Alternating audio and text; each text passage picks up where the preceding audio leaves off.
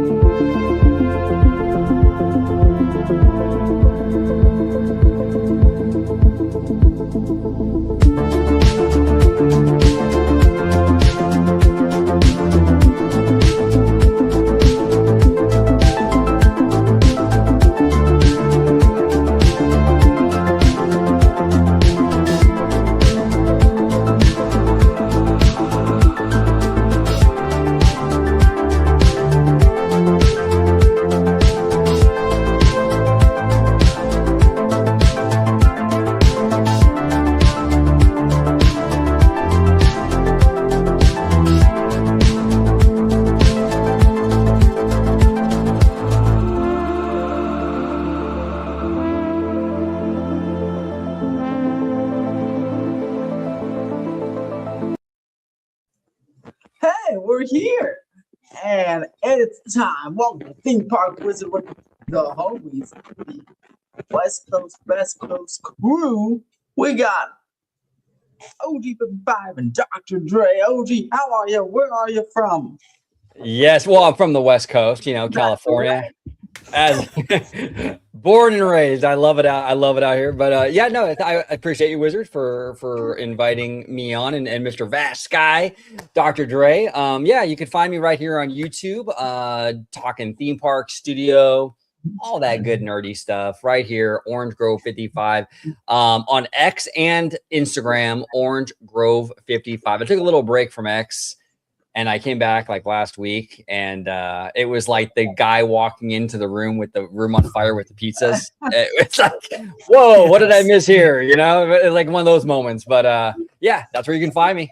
Check me out. That's right. You can find them also on Threads, which overtook X on mobile. That's pretty cool. And Dre, Dr. Vash Guy, where can we find you, sucker? You're gonna be able to find me on X as well at Vash Sky, and also too on that Park Place every single Wednesday night or Wednesday actually morning. Sorry about that. That's gonna be what Night somewhere. Yeah, 9 a.m. exactly 9 a.m. PT, or for East Coast it's gonna be noon Eastern. That's where you can find me right now. We are in the process of debuting a new channel, though. Well, I am actually. It's going to be my own channel. So we'll have more updates to come on that. A little bit delayed on that. Got some family issues going on. But trust me, folks, it's going to be a really, really big debut. So cannot wait for that. Wizard, do we have you, good sir? I hope so. What happened? Yeah, why does that keep out? Okay. I don't know. And the mic, too, is just a little staticky as well. Just make sure those cable connections are tight there. Yeah, it seems like there we go. I can see you again. Yeah. Okay. Now let's get this moving and boost. Yeah, right. your audio. Oh, you know why? Oh my god. Okay, it was going from the camera again. There we go. Now we can hear you. What's going on? There we go. Poor thing. Good. It's charging. Keep charging. All right. FanFest nights. Hey, there was an announcement last week for FanFest nights. They announced a few things. Let's talk about Scooby-Doo. We already knew that, but it's nice to see Scooby-Doo again. We had some more information. You'll be on a mission with Scooby, and you'll be, I guess, finding the Universal monsters because they committed the crime, the mystery, whatever they do over there. Over there in Little Europe sets. One Piece, and they announced they got upgraded from the meet and greets to also the show. The show from Japan is coming over to the Waterworld area, currently under refurbishment, or that show right now. And then in the Wizarding World of Harry Potter, you got the walkthrough. You'll be walking through and with a guide and meeting a whole bunch of magical creatures, and then at the very end, meeting a massive hippogriff with 2 or 4 guys in a costume, and they'll be going like the hippogriff does in the fight of the hippogriff, and it'll be so awesome. And the Universal High posted a picture of this hippogriff that's in a different Universal park, so you can go see what it looks like. And then Dungeons and Dragons will be the same returning thing, but with some enhancements. But they didn't say what enhancements are but it was pretty good last year. So even if it was the same thing, I pretty enjoyed it. And then Super Nintendo World will be back with the Yoshis, out with the hunt, scavenge hunt, and in with even more colorful Yoshis to meet all around the land. Ooh. So Interesting. and then there's more stuff to be announced, and between now and April 23rd is when it starts here, and you can really go there. So what do you guys think? What do you think, OG, about these initial or these headlining announcements here for FanFest nights?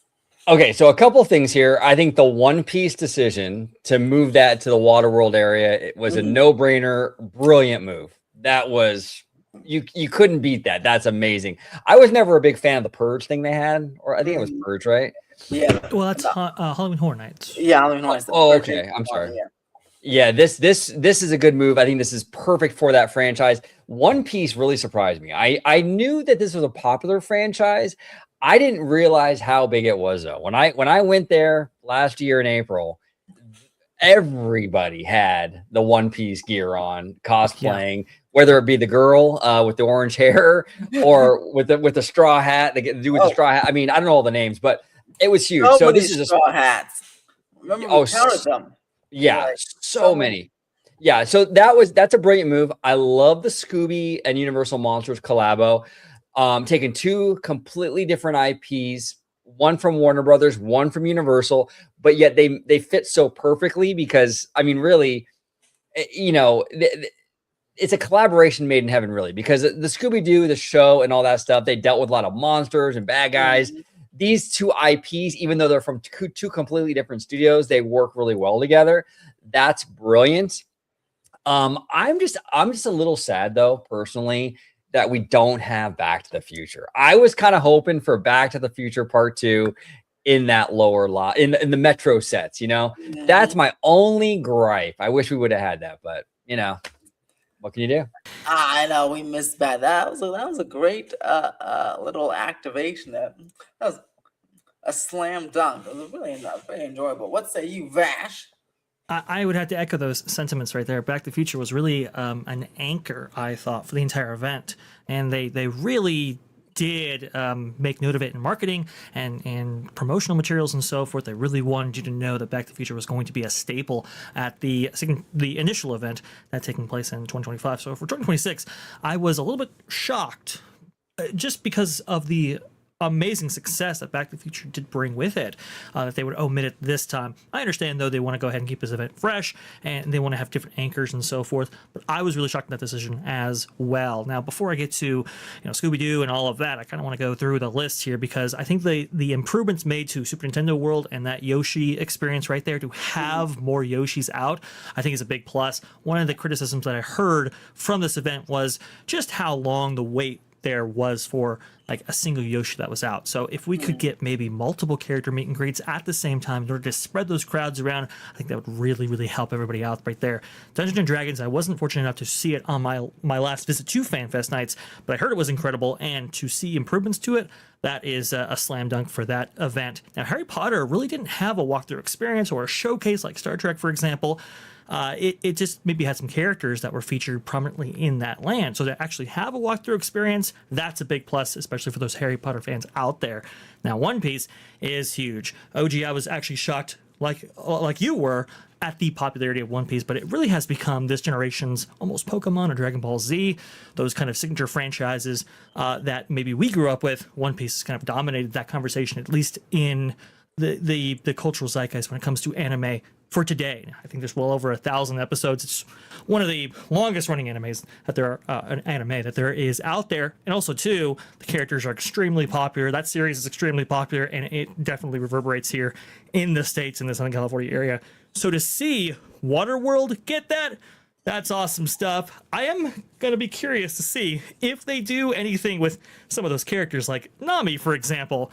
I have seen the One Piece show over there in Japan, and she's out there, and it's, I mean, it is accurate to the source material. I do wonder, though, if they're going to make any changes there regarding that, but great to see that that's getting a whole new show. That's one thing that I thought FanFest was lacking, was kind of a sit-down show experience. You're going to be seeing that with One Piece. And then to bring back the tram experience, but to actually have it instead of Courthouse Square, doing it in Little Europe and so forth, taking you back to those iconic sets and so forth, where the monsters were made famous, featuring the monsters with Scooby-Doo, I think is an A+ win, and does show it differentiates itself from Halloween Horror Nights, because if you just have the monsters by themselves, maybe people would think twice about this event, especially with those with small children and so forth. But bringing in Scooby-Doo lightens it up and makes it so that the entire family can enjoy this experience. I love that. No, I 100% agree, Vash. And here's the thing too. I love how Universal is like kind of like activating the entire park, right? So and the lot. So you go into like like you were saying, Little Europe to for the monsters. They're utilizing what they've learned with HHN and these mazes to do things like Dungeons and Dragons, which I think is really, really cool. So Universal's taking all these things that they've kind of learned over the years, whether it be like backlot experiences or HHN experiences or whatever, and they're incorporating it into this one event, which I think is really, really clever. So yeah, and they're leaning heavily into the anime stuff. And I'm telling you, this is one thing that I wish Disney would kind of do more of, and they're not for some reason. I mean, on Disney Plus, they kind of are, to be fair, but like in the park side, they're not, and they should.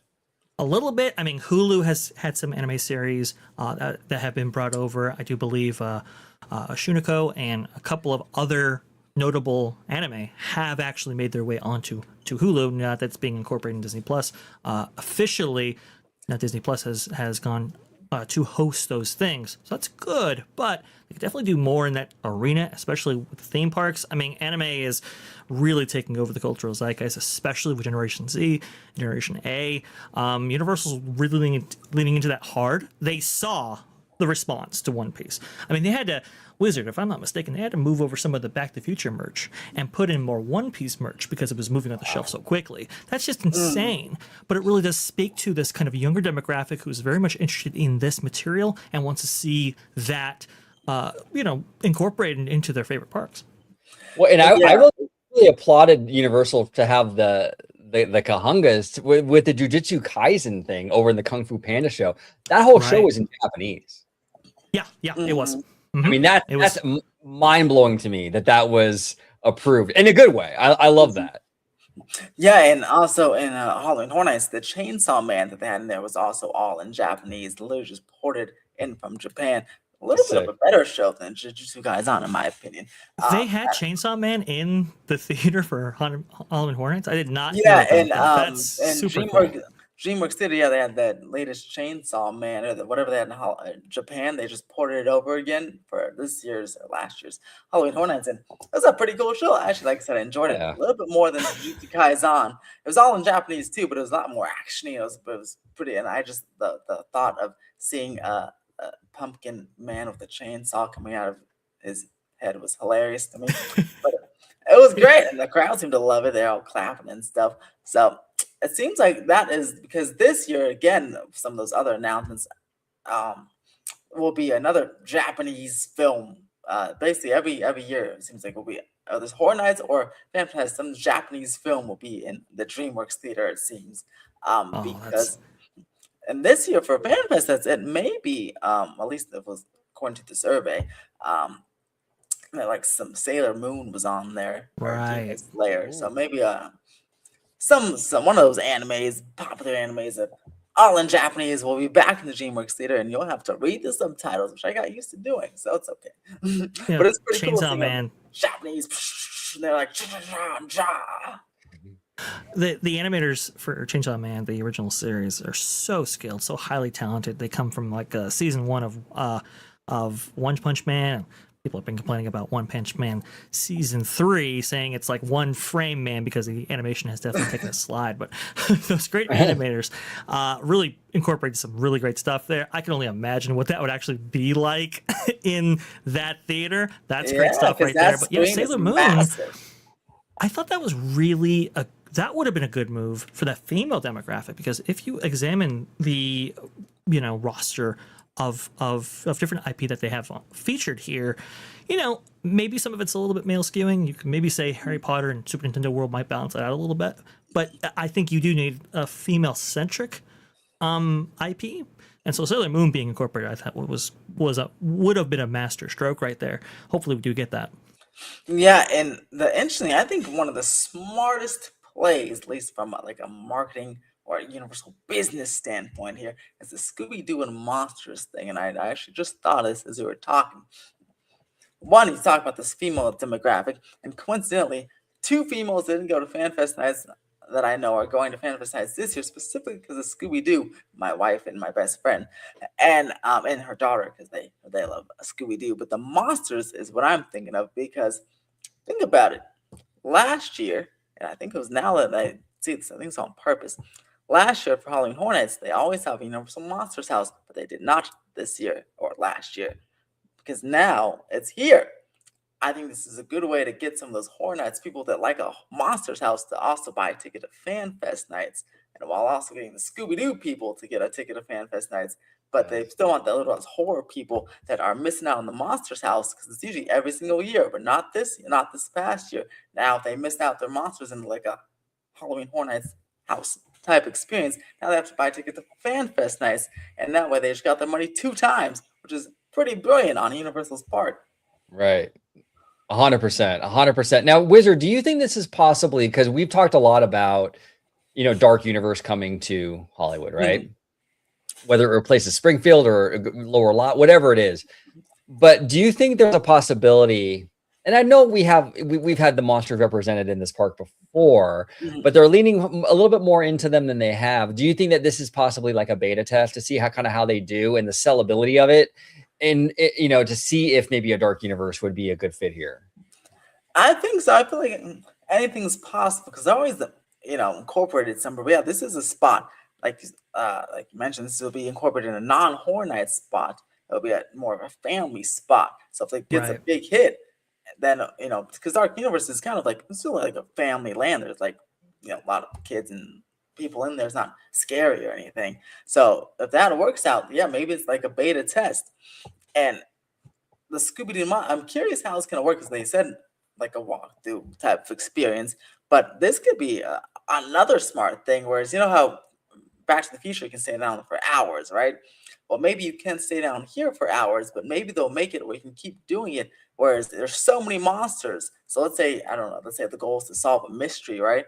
Maybe each ride, it's a different monster that causes different mysteries. Let's say there's multiple scenarios. So you have to keep riding to get different scenarios. I feel like that's something they can easily do because there's so many monsters out there. So it encourages rewritability, which is a way to keep keep staying down there for hours like it would Back to the Future. I'm curious if they'll do that.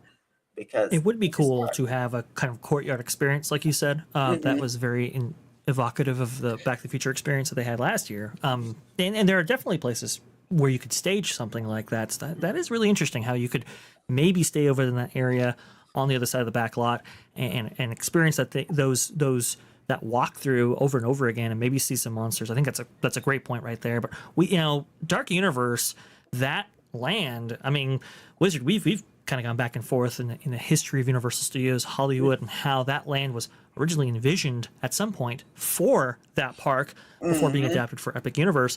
And that's mainly because the history of the monsters and that park is so synonymous, right? That's really where those monsters were born from. So to incorporate them in that way makes all the sense in the world. OG, you might be onto something where they're testing the waters on this to see whether or not a Dark Universe permanent attraction might be just as successful as we know it has been over at Epic Universe. Oh, it's been massively a massive hit, and it's really great too because the monsters are like the DNA of the studio. Where the Disney fairy tale is really like the heartbeat of the whole thing for Disney, but like the Universal monsters are the same thing for Universal. It's the heartbeat of that whole studio. And it really did build the studio. I mean, it really did. And so it'd be great to have it kind of come home to the spot where it all started, and to have a great dark moor over there would be amazing. And just have Monsters Unchained and the whole thing would be surreal. Absolutely surreal. Fantastic. I love it. Yeah, that would be great because I mean, remember, I know they had that Monsters house and Soundstage 12 where the movie was filmed, which is pretty cool, and we all walked through it. If you were in Horror Nights that year, like you can't say that in Orlando. You can't say it actually anywhere else in the world, which is pretty mind-boggling. That's what makes that studio and that park so amazing. No, you're right, and that's what really separates Universal Hollywood from anything else, because you can't go to a working studio in a theme park anywhere else on the planet. I mean, this is the only place you're going to get that. It's a very, very, very unique spot, and and respectfully, I'll disagree with you, Wizard, in terms of getting rid of the studio tour. I think they should absolutely never do that. But don't do that. Well, and that's the thing that's the benefit that you do get from a backlot, is that you can stage events like this. And again, it's where those movies were filmed. I understand the sets may have burned down, at least the original ones, but they were lovingly recreated very meticulously, and it really is the spot where those monsters came to life. So to just like how it was really cool to be in the spot where they filmed Back to the Future, similarly, you have that kind of similar effect over there with Little Europe and stuff. I think that's super, super cool, and it's something that Florida can't quite replicate. Well, yeah, and we just got word, like a teaser. As of this live show, we just have the teaser. Tomorrow we'll get the official announcement, but it's looking like Fast and Furious is going to end up in Florida, right? Mm-hmm. Right. Now, look, I'm sure the Florida version will be amazing, but I mean, the way it won't go over and under an escalator. That's what I'm saying. And Dre, you saw that. You saw how cool that was firsthand. I mean, dude, I mean, it is in person. It is surreal. Florida version won't have those beautiful views. It is absolutely. It's mind-boggling what they're doing there to incorporate that hill. Looking at, I mean, look. Is that the best real estate in the world? No. They looked at it not as a negative, but as an asset, where you have these sweeping inversions and different elements sweeping over that hill, really taking in that the terrain part of that coaster and really upping the ante on that. But to incorporate it with the what is it, the escalators? What is it? The Starway. Starway. Yeah. Forgetting that word. To do it like that, I mean, folks, if you have not seen that in person, you got to go down there and just check it out, because it's not really captured, that effect, on video or photo. You really have to be there. It is awesome. So yeah, as good as Florida might be, they won't have those elements. But Wizard, do you think they compensate by making it maybe somewhat longer? I know that there has been some criticism over the California version of the attraction because it is so short. Do you think perhaps they lengthen that? Well, I say that it's funny, the criticism there, and this is why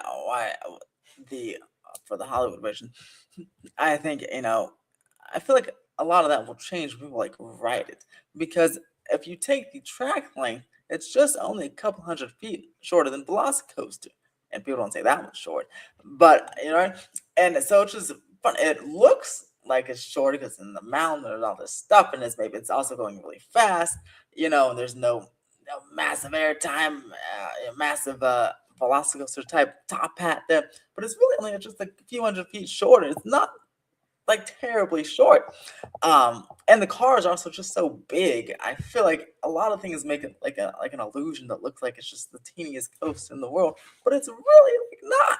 So I feel like a lot of that, I feel like that perception will change when people start like writing it and like feeling it.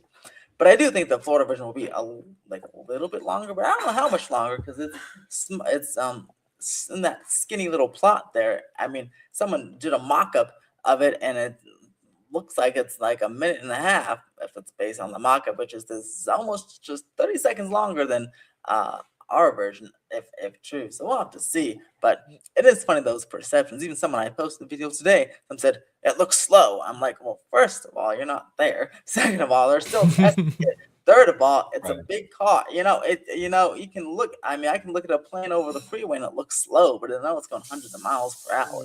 Well, yes, 100%. Now, real quick, I'm going to digress just a little bit, but I'm going to come right back to Fast and Furious. But please, I did a video with our good friend Mr. Webba the other day about this new space themed coaster coming to Legoland, which looks awesome. Right. Did you see it? I can't wait to ride that thing. Yeah, it looks crazy. The ride vehicles, everything looks crazy. It kind of reminds me a little bit of like a Cosmic Rewind, but I was shocked, Dre. I was shocked. This thing has a 40-mile-an-hour launch at Legoland. Legoland? Yeah, that's right. 40 miles. That is 40 miles, which is, that. by the way, that is just 5 miles per hour short of Revenge of the Mummy. But that goes with Legoland's not new, but I know it was last year or in advance of this coaster, they went over to the Carlsbad City Planning Commission or whatever, and as part of their new rules or updated zoning thing, their vision for the park is to take it beyond the 2 to 12, and they're wanting some more intense rides like they have with the other Legoland parks. Like their Legoland park in I think Germany has it's like a wing coaster, but it has an inversion, like it goes upside down, but it's a highly themed wing coaster. So they want like kind of stuff like that to the American park, at least the California parks, as they change their rules as they have a big expansion plan to get more hotels and buy some more land for the park itself, and to increase height limits was in that thing, and also to up the target age group from 2 to 12 to more like generic, like Disneyland level, or like more generic level. So this coaster is the start of that. Yeah, no, I think that's really smart because Lego is a 4-quadrant everybody franchise or product. You know what I'm saying? Everyone loves Lego. And so it's smart that they're expanding that. I was just blown away by 40 mile an hour is insane to me. But I know I cannot. Ooh, and it's fully indoors, so it'll be like space. Yes. It's like so cool. And by the way, cool. Legoland's first animatronic, they teased the whole thing like on their Instagram page. They had to show their very cool looking animatronic. It's the first one, and shoot, it looks like might be on the. Theming wise, it may be on the same level as the Cosmic Rewind. Actually, it's better because it has one animatronic and Cosmic Rewind has 0. So. That is true. That is very, very true. Now, okay. So in terms of Fast and Furious, to kind of go back to Fast and Furious coming to Florida, which we think that's going to be the announcement tomorrow, right? Mm-hmm. Yeah. There's good and there's bad with this. It's good because it points to the fact that you know what, the Supercharged is going to go away because you're going to have this new attraction. Yes. So. Thank God, Supercharged is on its way out. That's amazing. And plus, I just think Hollywood Drift looks like a really cool, fun ride. Now, my only downside to this is that it would have been cool to have like a Ghostbusters or some other, like a different sort of thing come to Orlando and not have the same franchise. I would love Ghostbusters. Back to the Future, I would prefer that to be more of a family ride. I think anything too crazy like this is a little too intense for that particular IP.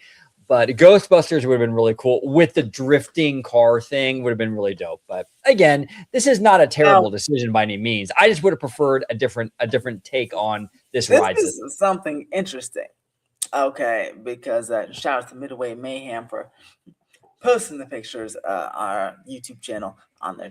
Go check them out. So they had the construction update today and in advance of tomorrow's big announcement. Now, if you look here, this speedometer on this thing looks like it's about to go to. It looks like it's going. There's 90, but then it stops about 70, which is about the 72's Hollywood's speed here. So it's about 70. That's cut off at 70. If you're to follow it. But the track color, and it's probably Fast and Furious because that's what I've heard for a long, long time. But good people. But it's just funny because the track color is blue, and the Back to the Future coaster track color in the Universal Great Britain Concert Park is also blue. Right. So there's something to watch, but it's very interesting because but also, gosh, shout out to Amusement Insider because somehow they got the blue in their little mock-up they made like a long time ago. Their track is also blue for their Fast and Furious coaster at Universal Orlando. So I don't know how they guessed the color, but it looks like it's a blue track. So I guess we'll get some nice specs and names. And tomorrow, the name also is very interesting because I do hope, because it's in the New York area of the park. So I know a name being tossed around was Fast and Furious New York Drift because it's in the New York area of the park. But the other names being tossed around was Fast and Furious Hollywood Drift, like the same name we have. And there's a pretty strong chance it'll be either or. I hope it's not Hollywood Drift because, come on, at least let us have a name, right? But, so we'll see what it is. I hope it's New York Drift. But that looks like they're getting that coaster. But it's just funny that the track color is blue. Maybe because Velocicoaster is black. And like, we got some different colors up in here. But, yeah, we'll have to see what they reveal tomorrow. Well, much you? I think they want to duplicate the effect that Rip Ride Rocket had, right? Where it was kind of this coaster that you could see from the parking lot in various angles to get you into that park, right? It was one of the reasons why it had such prominent sightlines, is because it's supposed to be one of those things that kind of like, oh, hey, I want to ride that, so I want to get into that park and I want to ride that. You've seen different amusement proprietors actually do this. Six Flags Magic Mountain, great example. They put X right at the front of the park, right, so that people go, I want to go ahead and ride that. As soon as you walk in there, that's kind of what gets you in the door. So it's almost you can look at it as a weenie, to use some Disney terminology right there. So it makes sense that they would maybe want this bright blue But as opposed to color scheme. Please. About that, because like you want to see it, right? Like Red Pirate was red, really nice red, Right. but wouldn't, because Disney used to go away green for things, right? To go away. Wouldn't bright blue? Wouldn't they be worried maybe it matches in with the sky color? Maybe it's not as visible as you think. Like, why not use a green or something? I think because of the shade of blue that they're using, it's just a little bit too bright for that Florida sky. So I think that, because if you wanted it to be more sky color, you could see like the Guardians exterior, for example. It's a little bit darker, so it kind of lines up with that blue of that Florida sky. As far as the the speedometer and so forth, I did hear that as well. It's like, oh, it goes to 88. It's like, yes, that may be true, but the DeLorean speedometer is very highly recognizable. we would know whether or not this was a DeLorean speedometer. Unfortunately, it's not. The people that say that, 88 is like right here. It's right. Like, they'd have to think, this is 50, 60, 70, 89. I still think it's pointing at 70 rather than 88, which I would have to be like way over there. So. It's going to be Fast and Furious. And by the way, I want to go ahead and clarify something, because we reported on that Park Place that there was an intimate attraction going into the Lost Continent area, and that was based off of Walt Disney World News Today's reporting. They said they had a notice of commencement, and they said that the next attraction in that area was going to be built by Intamin. I want to go ahead and clarify, because Wizard did a fantastic job in notifying me and said, no, that is for the Fast and Furious coaster, or that Rip Ride Rocket replacement coaster. And that was information that we had previously heard, that Intamin was going to be doing this. So I just want to go ahead and clarify that. We had talked about it on live. We were supposed to clip it, but I decided, let's not do that. But I wasn't able to correct the story there. So yes, this is going to be an Intamin-driven experience. So it's going to be good. It's just, what's the franchise? And is it going to feature that drift element that Hollywood Drift does? I think it might, because I think everybody knows it's going to be a hit right at the gate. Yeah, it's definitely going to feature the drift element, because at least from what I heard, I think it's from Alicia or someone else, or multiple people. It's almost like those, like 2-for-1 deal. Buy two, get one a little cheaper type of thing. So they bought two of the same model, at least coaster wise. So this will be a little drifter thing. But boy, poor Hollywood. God dang. I have high hopes for the future of this park. Oh, Jesus. Hold on. You can hear me, right? My stupid. Yeah, we can. Yes, we can hear you. We can hear you just fine. Okay. But anyway, I have high hopes for the future of Hollywood. And I think Comcast does too. But my goodness, I take every opportunity. Hollywood Drift in Hollywood hasn't even opened yet. And now people are going to look at this one like, why am I going to Hollywood? I'll just wait till next year and just go to Orlando. Like, it's a little strange, right? Like, you can't wait till after this is open. It's a good point, Wizard. It's a good point. What do you think about that? Yeah. That is a good point. I do think, and if Universal's smart, what I think they should do though for Hollywood is really sell the unique element of the hill and all that, because you can't duplicate that. They can track. Yeah, they should sell that in a different track layout. Yeah, 100%, 100%. Yep. And I think you'd be what good. What the heck? So annoying. Yeah, and the comment on ride length, by the way, I want to go ahead and clarify that this is going to be a very intense experience. It's going to be one of the fastest coasters out there. It's going to feature that crazy drifting element with inversion, something we've never actually experienced before on any attraction. Certainly not one from Universal in its past. So this will be because it's going to be so intense, do you necessarily want it to be a lengthy coaster? I don't think so. So I think it's going to be Yeah. a perfect ride length, but we'll see. Now, one, I don't know why it's glitching out, but two, wow, I look like a cyborg over here. But two, you say so. Universal in their press release for Hollywood Drift back in June made a big mention of 72 miles per hour and how it's Universal's fastest coaster. This is another thing that is exciting but also concerning. If this thing is like 73 miles per hour, I'd be so mad. I'm like, come on, Universal Hollywood can even have the fastest coaster for more than a year. I'm very curious about the speed because I hope it doesn't undercut. I hope this announcement doesn't undercut our announcement in any way, but I have a bad feeling. Because they really made a big fuss about the 72 miles per hour and fastest in the chain, and oh my god, you gotta come out to see it. If this thing's like 75 miles per hour, I'd be so mad. That would be a problem so soon, definitely. They have to differentiate it from Hollywood. How are you going to do that? You don't have the hill element, so what do you use instead? They go with speed, probably. That's no good. I agree with that. Very annoying. A couple of comments. What do you think about the thing when the Walking Dead location? I don't think anything will be there, just based on what I heard. Because the used to be Star Trek for FanFest Nights, and now that walkthrough has been replaced by the Scooby-Doo Wizarding World walkthrough, is what I heard. What will the one in Florida be called? Fast and Furious Orlando Drift. I heard Fast and Furious New York Drift because it's in the area of the park, or Fast and Furious Hollywood Drift. That one I don't know why, but that's just what I heard. Funny how both of those are not representative of Florida.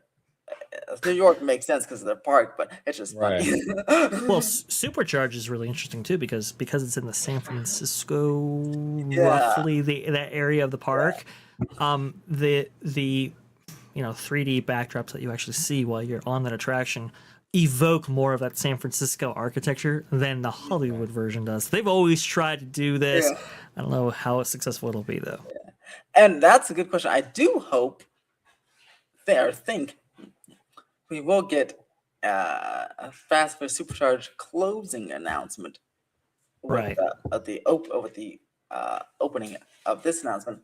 And for that, I keep hearing a Back to the Future replacement that I keep hearing is being replicated for our studio tour grand finale. But who knows? Well, speaking of closing announcements, and I know this is digressing a little side quest here, just for like a second, but Monsters Inc. Yeah, no, that's what I was going to ask. Exactly. When is Monsters Inc. going to close? Because this whole Pandora thing... OG, it'll close when Fast and Furious Orlando Drift opens. Probably. Probably. Yeah.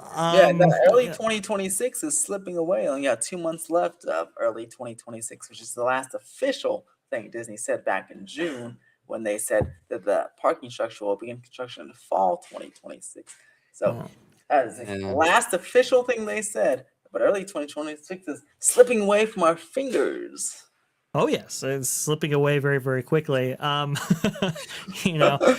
just hope it doesn't take the Tomorrowland entrance route, where we're still waiting for that 7 years down the line there. As long as we're not waiting Dr. that long. Dre, for that to happen, they'd have to close it, put the walls up with concept art of Avatar, and then do nothing.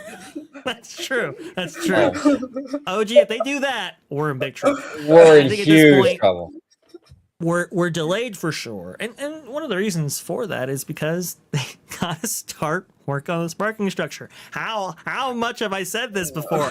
For every single day we wait for this parking structure out there is another day we have to wait to walk into Pandora, because that area where you have the bus drop up and everything like that, you need all that land that you can possibly get your hands on from that in order to really do Pandora correctly. And from what we've all heard, that's exactly what they're going to do. But that means that you can't really start construction in those areas until you have a way to replace the function of that area. And that's provided with the parking structure. So that might be one of the holdups here. There's just so many moving parts. It's this...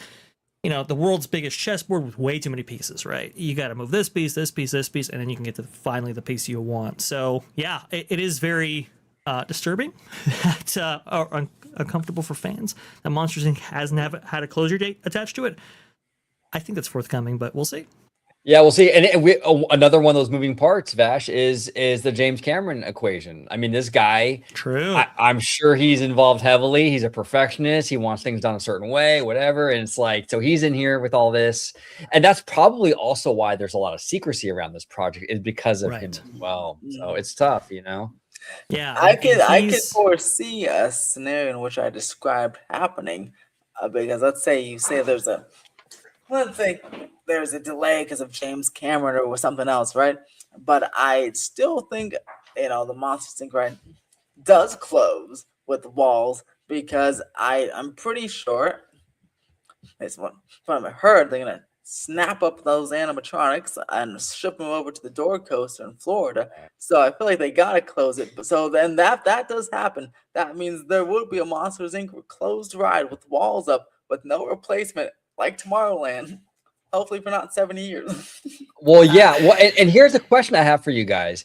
A Mhm. lot of fans have been questioning why Hollywoodland, right? Is that the answer? Because they wanted to recycle these animatronics for the Florida coaster. They figured we'll kill two birds with one stone. Do you think that was like the main deciding factor as to where they're putting this Yeah, thing? because I think they're gonna take those animatronics. Because I mean, the same animatronics are in those concept art, and I've heard they're gonna be on there, and somewhat. And then I'm sure the final door scene. I'm sure they're gonna try to salvage as much as that and put it in the Door Coaster. The whole coaster is made up of that final scene of that attraction. Probably salvage some of that and ship it over. And at some point, they're gonna need it. So at some point, the ride is gonna have to close. The real question is, well, where can start on a replacement? Yeah, that's going to be really interesting.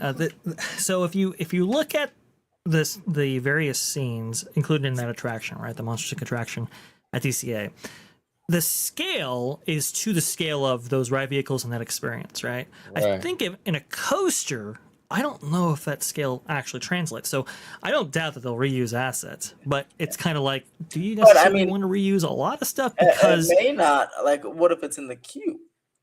Or like, what if they That's put a very good Ross point. in Yeah, the yeah, queue yeah. too? Yeah, because they have a That's- big that's show true. building, so they can put a lot of animatronics in the queue. that's a very good point. I don't know if it influenced the decision to place it there in Hollywoodland, but that's definitely a benefit. They will have all of these Monsters Inc. assets that they made. What, I think it was like 2004 or something like that is when Right. Monsters Inc. came online, and they'll be able to reuse that if they wish. Now, Imagineering has been a little bit slow to reuse assets. You would think that they would have reused something coming from like Universe of Energy, for example, but they didn't. And Imagineers were asked about that, and they said they couldn't really incorporate that into Cosmic Rewind or whatever. But Maybe they should have reused the old lights from Epcot to go on the new Epcot lights, so they wouldn't be breaking every 5 days. yeah, it's just That works. it's God, but Monsters Inc. I think it's a neat little dark ride. There's definitely stuff you can use. The question is how much can you take from that? And look, Monsters Inc. is going up. Avatar isn't. So we gotta, if we're gonna reuse stuff like that, and if we're gonna get moving on this stuff's got to come down. No, Actually, 100. and they can use some of those animatronics from the restaurant, the Harryhausen's in the new restaurant, if they wanted to. That's true. That's true. Another thing, and I want to give a shout out to a friend of the channel, Giant Peter, because Shout out Giant Peter. Yes, he actually brought this to my attention. I think he might be onto something with this in terms of like why they're choosing this particular area. There used to be a fountain in this backlot area, a Sorcerer Mickey fountain. Mhm. Now, a lot of fans have said they want Pandora to go in the Simba lot, but the Simba lot probably doesn't have water lines under, and that would be one more thing. In this particular area, they do have those water lines because they used to have a fountain. That could have been also a deciding factor in regards to why they're putting it here, because it's a little more plug and play because it's over existing theme park. The Simba lot, you're kind of starting from scratch. You got to dig up, add the waterways, all that for this stuff. So I wonder if that also played a factor. So I just kind of spitballing here, but I think Peter The brought real up a great story point. there is that Disney's demise, Disney's hatred of fountains started a long, long time ago based on your story, OG. That's true. Oh, That's true. not the hatred of fountains. Arrgh! That's so annoying. But no, well, I think you're right, OG. I don't know necessarily about the fountain itself, but the plumbing, the back end infrastructure, what you actually require to get people maybe to the symbol lot, that's a big cost. And so, do you want to necessarily undercut that when you could help an area that needs helping? That's the other way you can kind of look at that, right? It's just it just financially makes a little bit more sense to utilize this area, something that's already been prepped and set up for theme park, rather than exploring new real estate, new space, and that symbol lot. I think that's an appropriate thing to bring up, because we kind of see that with Walt Disney World. Why don't they utilize certain parcels and parts of their real estate around these parks? It's because, well, it's very expensive to provide. Yeah, no, absolutely. Absolutely. When you can utilize an area that's already kind of has the infrastructure in place to kind of, Right. So right. this project right here is fascinating to me, because how they're going to work this into this area is, I mean, even the monorail stuff. I mean, I'm assuming they're going to utilize some of this rock work to kind of hide that. That's a whole nother can of worms. I don't know. We'll see. Yes, and if anybody's seen Fire and Ash, by the way, there is a moment in that film, specifically that finale battle that takes place there, where you can see a lot of this in there. I was stunned, because you look at the rock work and the patterns and stuff. Oh yeah, it's I did notice that. That's DCA's new upcoming land right there. So it's a little bit of that incorporation coming in here. I think that's very interesting. But you're right. And from what I understand, they're not going to change the position of the monorail. So Eastern Gateway originally provided so that the monorail bypasses that land completely. So that way you have completely open real estate, and it kind of reconnects where it hits Buena Vista Street. We're not seeing that as part of the Disneyland Forward plans. So you're going to have to, think about that when you do this land as well. Yeah. And It's Cal wild. And Waves, what do you guys think? He says Cal Waves says maybe Walt Disney World was paying for DCA for the monsters animatronics. Ooh, interesting. hey, That stuff happens. it does. It does. That's fascinating. Good eye, Cal Waves. It's a possibility. It's absolutely a possibility. I don't know how much you get for it. Yeah. It's A couple possible. bucks. Like, man, but yeah, so look at this. So there's a showboating in the back, and there's little rock works, and there they go. Hey, DCA, he's right, Cal Waves needs the water ride and more. I can't, at least we're getting a couple. We got a Coco, we got this water ride. Boat rides are elite. We need more boat rides, Doctor. Yeah. No, we do. Absolute- We do. This park especially, it needs DCA, family stuff. Definitely. Right. And if you haven't seen yet, let me go ahead and put this up as well, because some people might not know it is a boat ride, but they have released concept art indicating that it will feature a boat, at least as one of the attractions. I think it's going to be the one, or the main attraction. Now, what's interesting about this too is that it might actually use that technology incorporated from Shanghai's Pirates of the Caribbean, which we've not really seen any other ride take on. So that would be very cool for this experience as well. That would definitely bring a new dimension to this. People are, they might be worried that it's going to be, Navi River Journey 2.0, but this, utilizing that technology suggests otherwise. But you're right, OG. This park specifically needs a boat ride, because it just doesn't have anything like that. And for families who want to take their, little ones and so forth on something, this would be really cool to have, along with Coco. Yeah, no, well said. And the Coco thing is also another big question mark for this park, because it's really going in a spot again like this. It's like, how are they going to work this into the existing infrastructure? And I'm really surprised. I mean, shout out to Dave from Fresh Baked and our good friend Bricky, Fresh Baked. But they're actually digging further into like almost to the sidewalk. Like, it's crazy how they're utilizing every nook and cranny for that Coco ride. So it's gonna be interesting to see how that whole thing shakes out too. So a lot of cool stuff. DC, I'm happy that DC is getting love though, because this park has really fallen behind since 2012. It needs to start catching up here. Yes, I would agree with that. And there have to be more reasons to go and purchase a park hopper. It used to be a flat rate of $60. Now it depends on how many like if you have a multi-day ticket, for example, how many days you actually purchase and so forth, how much that park hopper option is going to be. But it is kind of expensive, right? So the more things that you provide for this theme park, I think it's going to be great. Boat rides for sure. I mean, people wonder like, okay, well, how did something like Monsters Inc. go from 30 minutes, 20 minutes, all the way to 60 minutes, 70 minutes? I mean, we've seen the times on the average wait times for that attraction. They've exploded. Why? Two reasons. One, Lightning Lane, but two, when they removed Bugs Land, they removed a lot of that kid-friendly capacity for that park. And so for a family looking to take the little ones on something that the whole family can enjoy, Monsters Inc. was really that only thing that they really could ride together. In this way, I think this could be family-friendly, but definitely that Coco ride will help increase that. I do believe. Yeah, no, well said. Yeah, are you saying the families didn't want to take their little children on the harrowing, goofy sky school, or they're gonna fall off the tracks at any second? You know, there are those little ones who that's kind of an intense experience for them, right? But you can only go on jumpy jellyfish, and I don't know. Heck, jumping jellyfish is scary for the little ones. I was like, oh my, we're higher than I thought I was gonna be. Yeah. My legs Emotional dangling whirlwind about. and all I'm that. like, what's going on here? There's just not a lot for families to do here. And so hopefully this really kind of rounds out that experience and provides a reason to walk over the Esplanade to this park. Like you said, OG, this park has a tremendous future ahead of it. I'm glad to see the level of investment, but I'm also glad to see the type of attractions going in here. 2 boat rides, that is a win no matter how you look at it. I don't know what the quality of those will be. As well. Right, yeah, capacity for sure. Oh my goodness gracious, and that's something that's really hurt DC as well.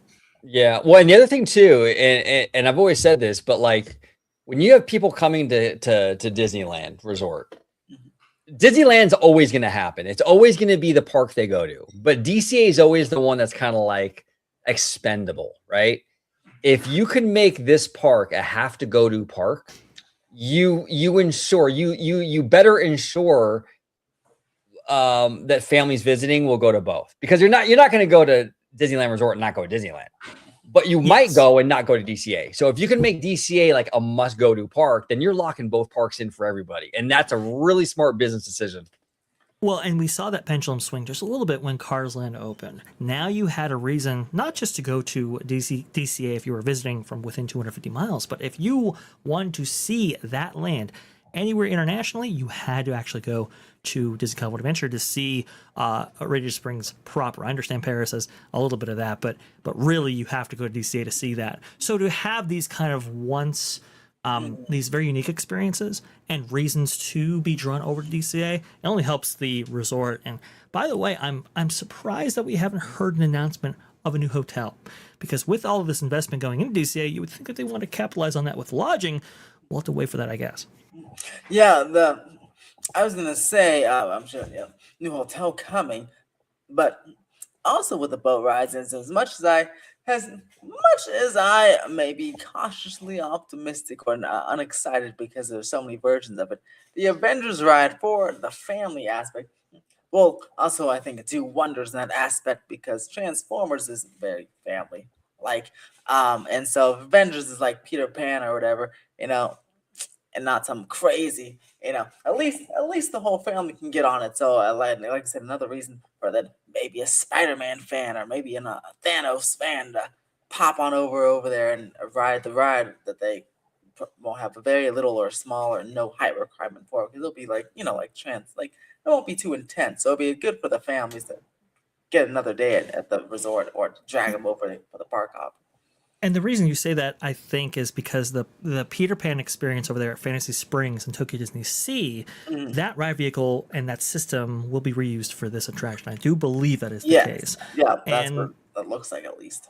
Yeah, that was a family-orientated concept to begin with, right? So if you're adapting that for Marvel, I think that's why Wizard is saying it. A larger range of the family can enjoy. Look, even the lovely experience. kid in the wheelchair is going to ride the ride. So That's true. I believe and if you're looking for something more intense, well, you also have the now that one might be a one and done for me. I'm making a little motion sickness on that one because, especially with because I have to wear the VR. I hate things with VR glasses. I have to wear the VR glasses. I'll be like, I don't know where I'm going, and I'll get off all like motion sicky, and then I'll be like, okay, that was fun, but let's. I'll probably never do that one again. But I'll do it one. Well, this one I'm not a huge fan of, just because I feel like the technology is the theme is sort of lazy in my opinion. Yes. Yeah, it's I'm like not... the California Screaming, the roller coaster was the theme. Right. Right. I do wonder if the initial concept for the version 2 of this e-ticket attraction, which, I mean, there have been there's been speculation that maybe that would have been KUKA ARM based. I do wonder if they got like a contract with them or something, still had to fulfill it, and that's why they separated the two out like they did this, or maybe they're doing it for enhanced capacity. I'm not sure, but this is definitely maybe like the weaker of the two. Maybe they already like bought them before they changed the thing. Yeah, and they're just sitting there like, all right, well, might as well put them in use. Yeah, they got to go in somewhere. And because I have heard of Legoland had this thing in 2003, so yeah. Not right. and I have heard of something like this actually, but on the People Mover track, as crazy as it sounds, and you would be on a KUKA ARM and so forth. So there have been concepts of this percolating within the halls of WDI. Now it's all kind of coming together. I think my dear friend Jonas has dubbed this the Paint Shaker attraction, because that's really all that this does. It's very disappointing to see something like this in a park that I think needs as many high quality attractions as it possibly can get, to O2's point. But hey, Robert Downey Jr. wrote it, so it's cool. Yes, he did. Yes, he did.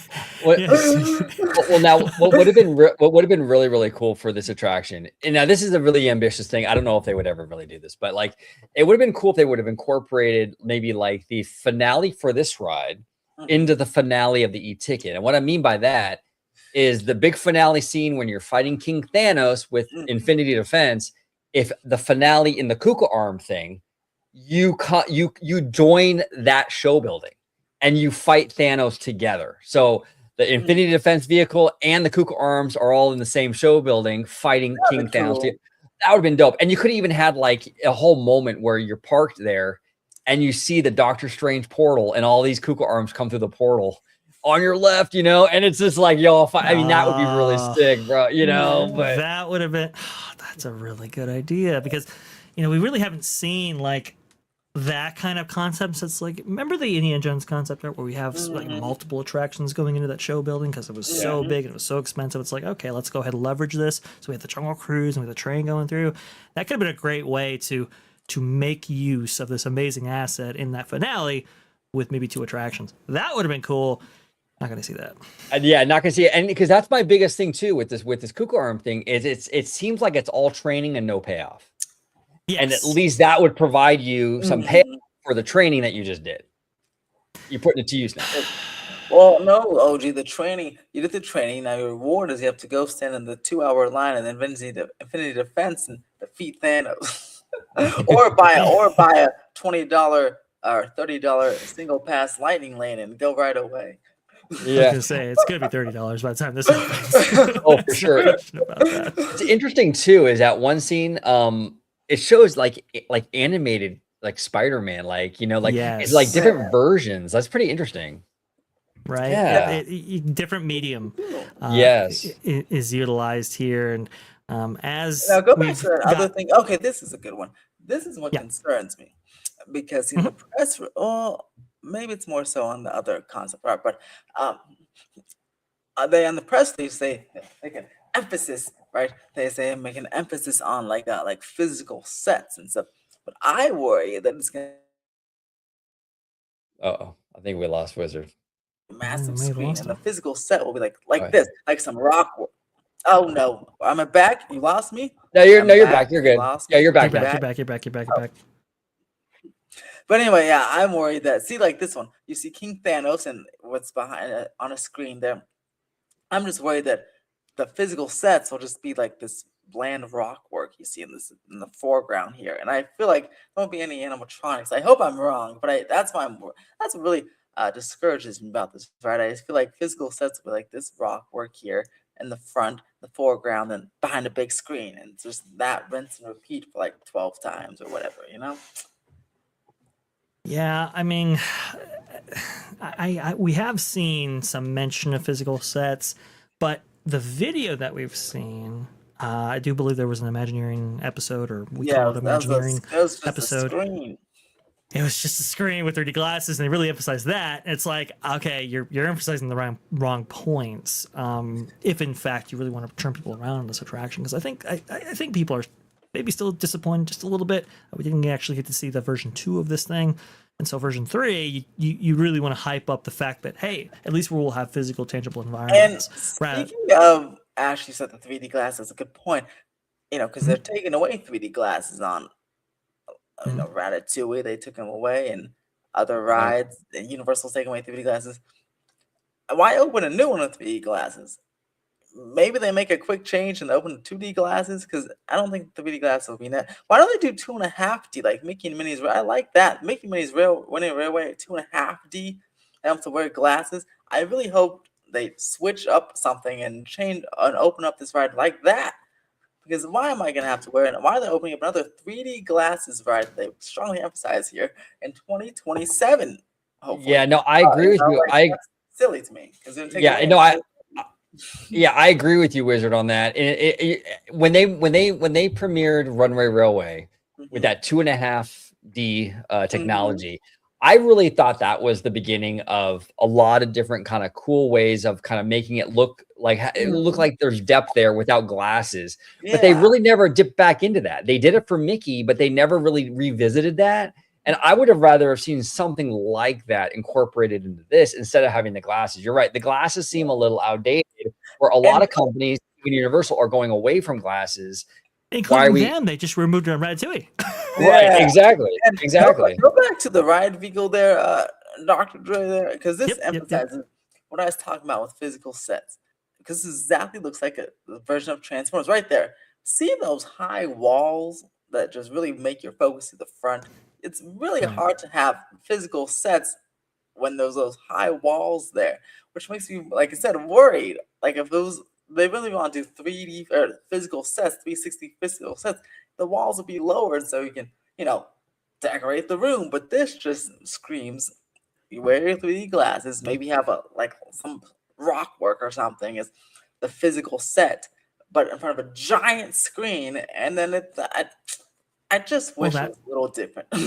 Well, that's why people are kind of discouraged, because in the Peter Pan version of this same vehicle concept and all that in Fantasy Springs, it's the same thing. It's all screens, and one of the reasons why they do have those high walls, just to Wizard's point, is to really focus you on a particular area of that screen that they show you. And Transformers does this to a certain extent, and Spider-Man does this to a certain extent. So them leaning into this doesn't suggest that there will be physical sets, and especially with the 3D glasses and so forth, it really conveys the opposite. OG, sorry, go ahead, please. No, you're 100% right. It's looking like it's mostly screen based. Like Wizard was saying, I do think that we're gonna have some like this kind of thing, some set pieces here and there. Like a massive pole, but you can barely see it because the main focus is on the screen, because that's what the vehicle wants you to do, you know?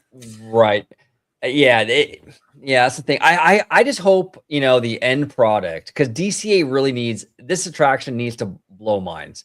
We've been waiting on this thing before the pandemic. I mean, this is 2019. I mean, this thing has to like really impress. So I hope they utilize the Peter Pan and Transformer technology in a way that's like, okay, this is different. This is cool. You know, I hope the execution is there. I really do. Sam, I hope they find a way to make it even better than Spider-Man in Orlando or you know, Peter Pan, and like people should be coming up saying, "Wow, this is the best version of the Scoop style ride ever."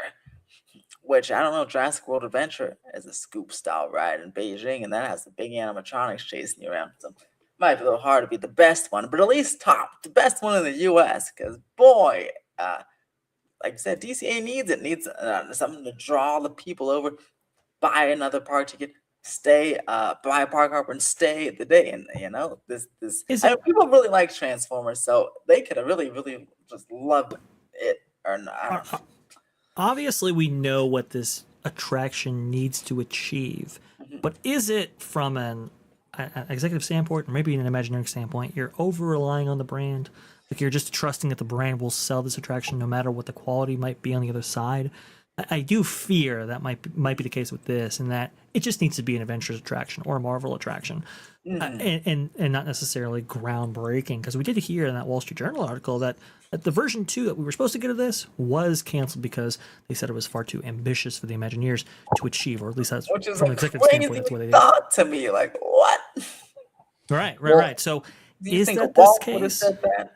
Well, and here's the thing too. I think if this was in 2019, I think you could get away with leaning on the brand. Mm-hmm.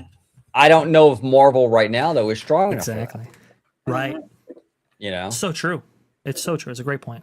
I mean, I just look. Spider-Man's a great brand, right? But when you execute Spider-Man in that way, especially when you have an attraction that features Spider-Man on the other coast by another company done so much better, now you're kind of short. You're not living up to that brand's expectations and what people have for it, right?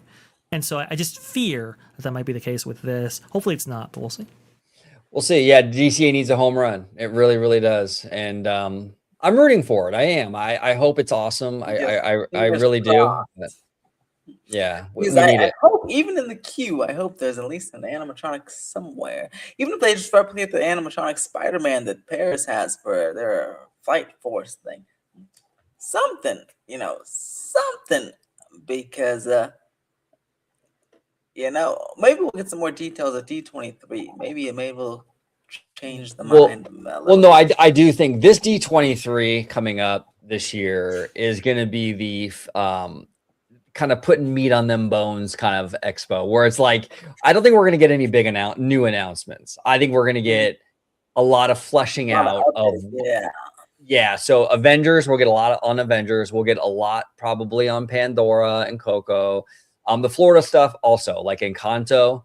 We'll get information about Monsters Inc., Indie. So that's what this expo will be. Not to say there won't be anything new. There might be some, hey, look, maybe we'll get an announcement for the Phantasmic Dragon or something. Little things like this, maybe, but we're not going to get any huge announcements, I don't think, this expo. It's going to be mostly fleshing out what they've already announced. They announced everything under the sun last year. So, Yeah, I don't think they're going to be announcing Tomorrowland redos and some of the other things. These little most Dr. Dre. anticipated. Go, please. Even in the biggest D23, they still won't announce a Tomorrowland redo. Yes.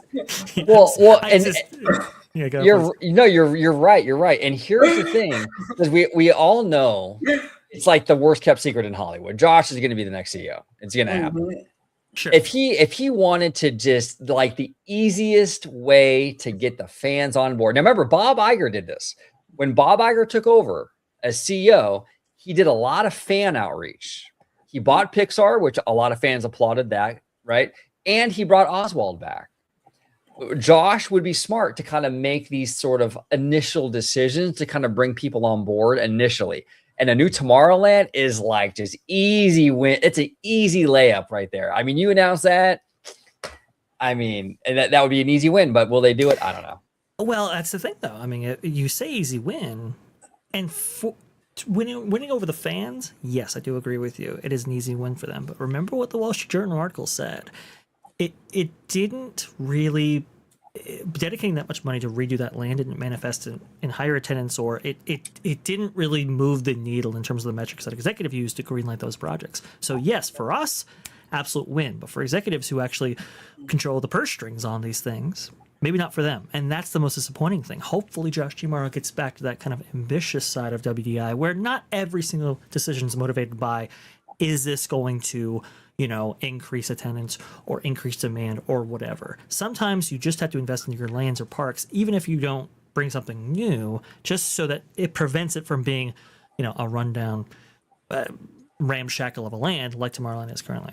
Well said. And the thing too is from an executive perspective, and you're absolutely right, Vash. From an executive perspective, I'm looking at Tomorrowland going, okay, we have Star Tours packed all the time, Astro Blasters packed all the time, Space Mountain, the Nemo subs. I mean, this land is still it's packing the bodies in.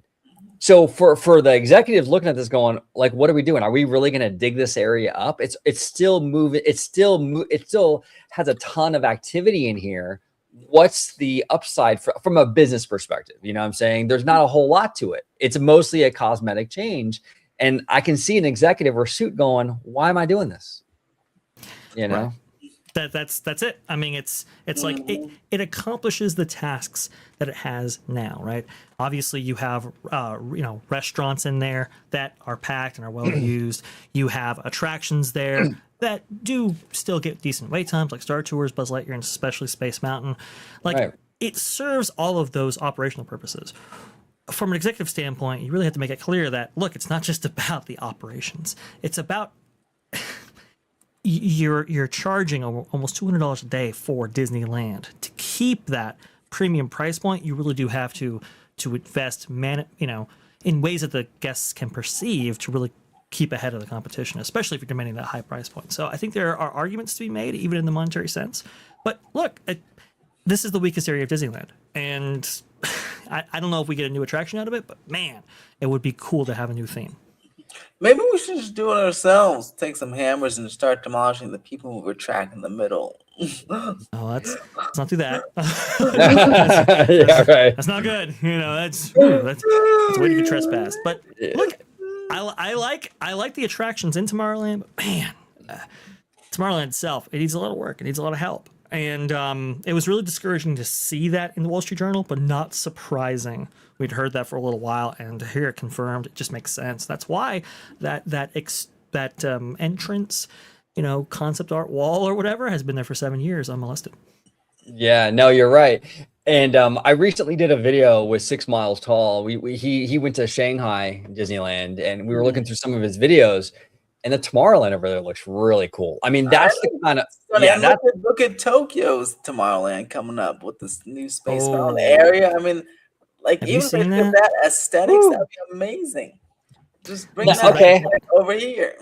Let me ask you guys. I'm curious your take on this. Mm-hmm. That Space Mountain, they leveled their old Space Mountain. They bulldozed that thing to the ground, and they rebuilt it. Do you think how would that go over though with the domestic fans? Do you think they'd be okay if we got that same space? Like, that looks amazing. But would you think fans would be okay with them demolishing our Space Mountain and rebuilding it like this? Or, based on like the nostalgia factor, I just feel like there might be some blowback on that. I don't know. I feel like it wouldn't be as bad as something like the Matterhorn or something. I don't know. I feel like there will be some. I mean, I'd be down for it. I'm all in on this thing, but I don't know with the fans. Then, like, operationally, oh look, there's Splash Mountain. Oh, that's yeah. It's an interesting angle, but you could see Splash Mountain is very big out there in Japan, and this dwarfs it. I mean, it makes it look like nothing. But I'd have to look at a satellite image, but I don't even know if we'd have enough space to. I was just going to say that because there's like the new codes. It wouldn't be like. We'd have to go out with Espionage or something because it's like impossible. The footprint that this takes up is immense. I mean, everything behind Space Mountain was demoed along with Space Mountain, and substantial portions in front of it. This thing takes up a massive amount of space. So I just from a standpoint of feasibility, I just don't think it's there. But Mountain took over they made took over Interventions or something, and then that whole area and somehow made it work like a different. I don't think it would be like circular in shape, but I guess if they made over that way, maybe. I don't know, but yeah, I can't see it being circular like that. I don't even think it can fit in that area. I mean, it's so big, it's so massive. It's difficult to really put in your brain how much room this is going to take up. This might actually take up all of Tomorrowland itself. It's that big. Yeah, I can see that. But to your question though, I think Disneyland's might be a little bit different. I do think though that Walt Disney World, I think the time has come for that to be replaced. The outrage might be fiercer, maybe, but I think the need is there. I agree with you on that. Danky.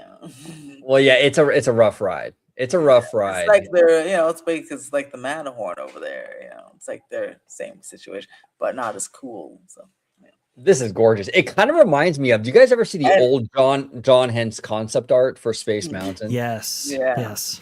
That's Very what this evocative of looks like. that. And Doc, do you have the concept art for the courtyard? Because the courtyard leading up I do. to Space Mountain is cool because they're like planters. You see the planters in that same Space Mountain vibe. Beautiful. Like if our Tomorrowland looked just like that, even if that was Space Mountain, just that vibe, like that was so cool. Yeah, It's- no, That absolutely. really looks like tomorrow. It's really, really cool. Let me see if I can get that John Hinch concept art because that's really awesome. It's very evocative of that. They're definitely taking a new direction for not just Space Mountain itself, but this version of Tomorrowland, of something very, very modern. But still having that kind of classic aesthetic here. Let me see if I can get this on screen. Will this work? A little small. Let me see if I can get it again here. Yes, go. there we go. Oh, dude, right, Yeah. perfect. Yeah, That's it. This is what OG was talking about. Mhm. Super cool. I would, I was a little bit unsure of this design when I first saw it, but seeing it in live here, it looks really, really good. It really does complement this park well. Will they do it in Disneyland? No, but there might be room to do it in Walt Disney World, and Yeah, I think maybe we can do this it in is one of Disney those. World. Yeah, yeah. What I heard, and I could be mistaken. Ron over there kind of outshines it with newness and modernism. Well, true. Go ahead, I heard this version of Space Mountain is going to have kind of a little bit of a Tron thing going with it, with the lighting and stuff, which is interesting. And if that's the case, it would fit pretty cool over there in Florida. Yeah, Uh, and it's also gonna have a nice tilt launch. It'll be like going like the track will tilt up like that, and it'll be launched up, which would be pretty nice. Now, this version of Space Mountain, from what I understand, Wizard, and maybe OG, you can chime in on here. This version of this coaster will be more akin to Cosmic Rewind than it will be a kind of a bigger version of Space Mountain. Yeah. Which, if that's the case, you're kind of getting best of both worlds, right? I do believe this is going to have onboard audio. At least it should. I would be surprised if it didn't. Yeah. And you have that great lighting package. It's going to look amazing. Let me see if I can get it at night actually to show that, because that's a good. And it won't view have to it, the giant ugly Cosmic Rewind show building. It'll have a beautiful show building. Look at that. This is a little closer, so let me see if I can get this on screen right here. Let's see. Oh yeah, see, it has that Tron vibe a little bit here. Mhm. Yeah, which would match up nicely, and you can see that walkway that Tron has. You can see them Yeah. reuse that for this as well. You see that right there? Oh, it's Mhm. beautiful. I love this. I love crazy. this. Yeah, Yeah. this is whether, I mean, you're right. We're not going to get this Space Mountain, but this is the aesthetics though that I want to see come to our Disneyland. Yeah, I mean, look at those little fountain planters. Look at that little mini Space Mountain hat at the foreground there. Like, nice little planter. The lights, the in-ground lights, and I'm sure these will work just fine. And Yeah. wow. I mean, look at that. How green and nice. Yeah. God, I just want to live there. The original coaster designs for Space Mountain in North America, they go back to the 1970s. Now, recently, relatively recently, I guess, we did just have a complete track replacement for Disneyland Space Mountain, right? That took place in 2005. And Walt Disney World's never had that before. And they don't have onboard music, and they don't have a lot of, I think, what people might expect for a dark ride Space Mountain experience of today. That might actually happen. And if it does, I wouldn't necessarily be surprised. Yeah, no, it would be great. Their Space Mountain building in general is bigger because there's like 4 tracks and they do 4 tracks. It's like, so it's just overall bigger. So they certainly wouldn't be, I feel like, too much bigger to just rip it out and do that. You can see right here kind of what the interior of Walt Disney World Space Mountain looks like. Wow. Yeah. It's It's a beast. It's much larger than Disneyland's, like Wizard said. It's got 2 tracks in there. Yeah. versus Disneyland's single, and it just takes up a lot of real estate. So I can definitely see maybe something happening in this area, but Tokyo, setting the trend as always. Absolutely. I Well, mean, gosh. and this is look at that. And you Yeah, got the skyline in the background. and this is what's frustrating, I think, for a lot of American domestic Disney fans, is that we see a lot of creativity overseas, and I want to see some of this over here. I mean, I don't even need exact, but like just this energy, this love over here. It's competition is a good thing. And also, too, having a company that really is just dedicated, solely focused on one thing is also a good thing. Oriental Land Company, yeah, they have some real estate holdings and so forth, but they really are basically a theme park company. That's the one thing that they have. And they only have so much real estate, and they obviously are in a competitive market with a lot of other parks in that area. So everything really has to shine, and shine brightly over there, because people will simply not pay for an inferior product. They won't visit you, and obviously your revenues go down and everything else. So everything has to meet up us to a certain standard, and that's just a different mentality versus the American parks. Disney, with that Disney dominance, if you can get away with less, maybe you do. That's the difference. Yeah, I'm really hoping one of the bright spots, I think, for this Abu Dhabi thing, because I'm likely never going to go in my life, to be honest. I'll never go down there. Sure. I mean, if I'm going to travel overseas, I'm probably going to go to Japan or these other parks. But one of the bright spots, though, is the R&D. The R&D. I mean, and they're not paying for it. So we're going to get some really cool technology and concepts coming out of that park. And I don't think they have the 5-year clause or the 10-year clause, whatever Tokyo has. With that, so that'll be cool. Even if they did, it would take Disney 5 years to do it anyway. So, well, that's true. But yeah, I mean, look at Tron. We got Tron from Shanghai. That was a nice addition. So I am excited. Especially because this will be like a mostly or all indoor park. So we'll get some really cool dark ride, I'm sure, or concepts and indoor coaster concepts maybe. That could translate to maybe Disneyland Forward, because I'm sure this thing will open before most of that is done. So we can port some concepts over here, which would be pretty cool. So that is one big thing there. I don't think Tiana's gonna be over in Abu Dhabi, but maybe we'll get a different type of log. I don't think it's gonna be the case. This is the Abu Dhabi B-roll package that I have, though, and that's just showcasing, like to OG's point, the investment that could come from who's the parent company of who's doing this? Morale, I believe, or whatever. That check coming from them, which is basically big oil money, at least originally, and obviously they're trying to they're